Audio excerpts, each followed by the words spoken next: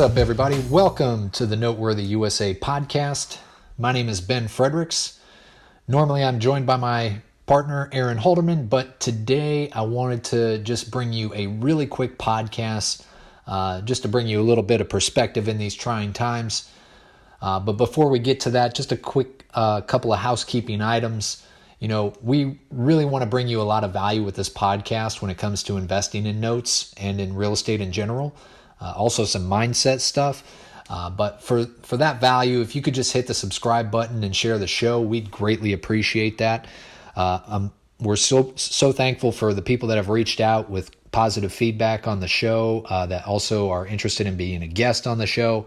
We're really excited for some of the people we're bringing on that are just going to bring you a tremendous amount of value in the industry. So stay tuned.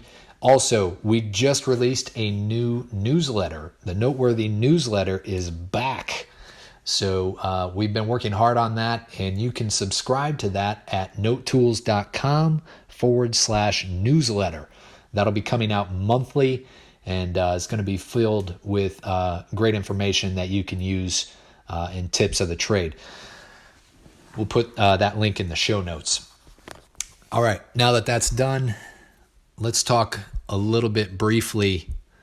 This is just going to be a real quick podcast, guys. I just want to talk to you briefly about hardship and perspective and something that I read over the weekend that I really want to share with you. You know, what we're going through right now it's undoubtedly hard. You know, people are sick, and unfortunately some people are dying.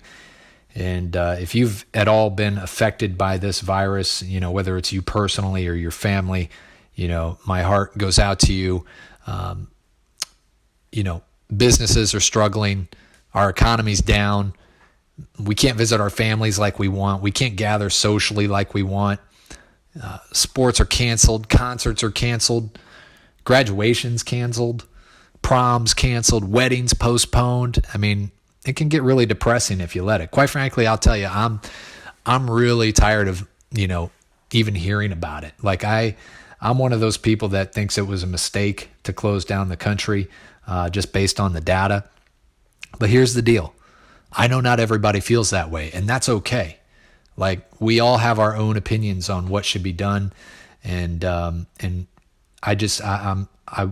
my heart goes out to the people that are struggling, especially small businesses, you know, and I just want to see people get back to life and get back to, you know, being careful, but getting productive. And, you know, I think the toll, the unseen toll outside of coronavirus is going to be substantial, you know, when it comes to mental health and, you know, our ability to just move forward in our lives. And I see it every day with my daughter, how she's missing school and, you know, her friends not being able to have that social interaction. That's just so important. We're social people, you know. Our species is a social population. So, you know, but I want to share some perspective with you because I read this over the weekend and it really changed my mindset about this whole thing. So if you'll indulge me, I want to take you on a little trip. I want you to imagine you're born 120 years ago in the year 1900. All right.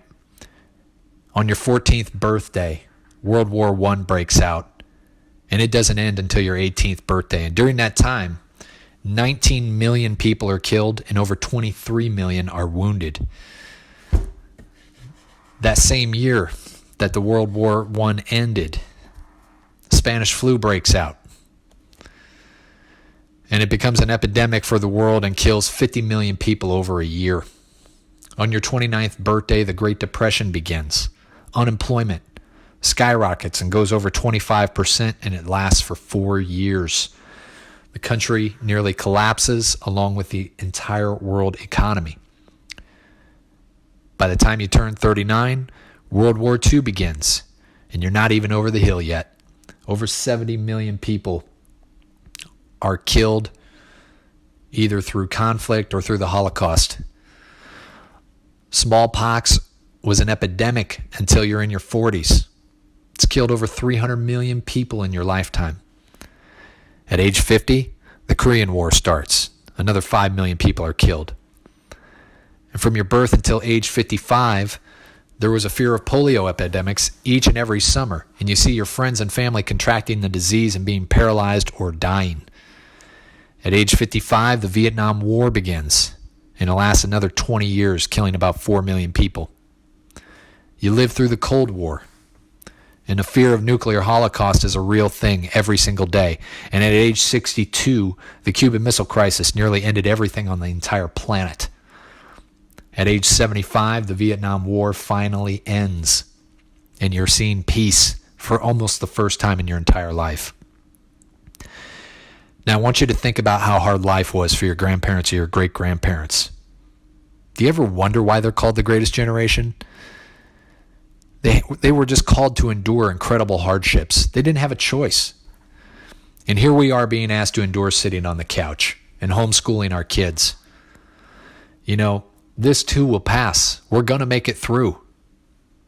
And like I said, I don't think I'm alone when I say I want everything back the way it was.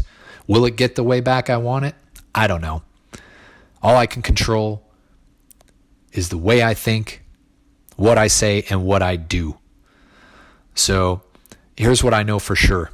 This will be one of the biggest opportunities you will ever see in your life. Coronavirus is going to be something that you look back on later in your life, and you're either going to look at it as something that made you or it's something that broke you. You get to decide which story that's going to be. I appreciate you all tuning in. I hope this finds you well. I hope this gives you some perspective like it gave me. I hope you stay safe, stay healthy, wash your hands and all that good stuff. And we'll make it through this. We're going to be bringing you more content here on our podcast. Check us out on YouTube, Noteworthy USA, and at social media. We're on Instagram at Noteworthy Summit and Facebook, Noteworthy USA. You can get more education on how to take advantage during this time.